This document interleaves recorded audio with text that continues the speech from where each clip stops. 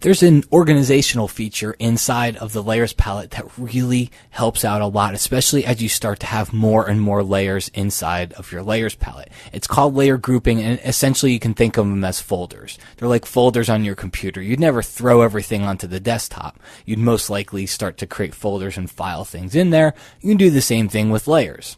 So the way we get there is if you go to the bottom of the layers palette, you'll see there's a little icon. It looks like a folder, and it's called create a new group. When I click on it, it makes a folder in the layers palette, but right now there's nothing in the group. So to get something in there, just click and drag, and you'll see that little visual indicator. See that line, that solid line? And that means you can let go, and now there's a layer in the group. I can collapse that group or expand it. I can drag more layers inside of it. You can see that little line appears again, and that lets me know those layers will appear inside of the group.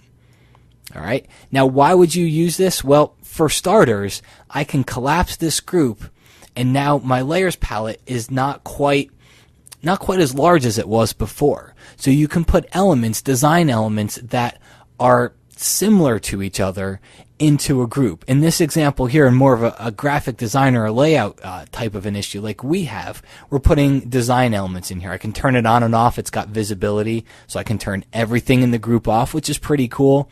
So I'm kind of breaking out logical parts of my image.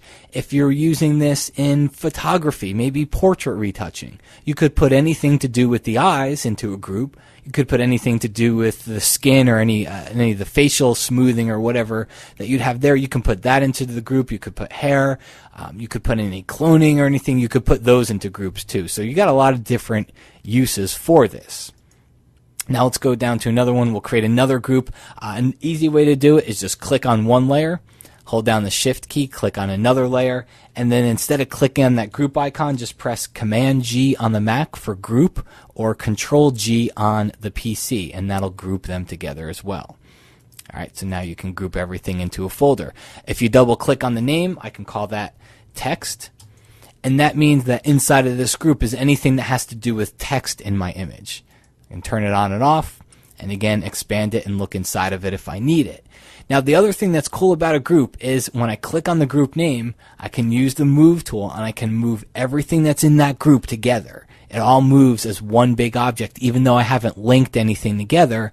The other neat part about it is that when I expand the group and I go down here to say the pen, remember how I linked those together? Well, now I can just move that pen. So it's not moving everything in the group. It's just moving whatever layers were inside of that group.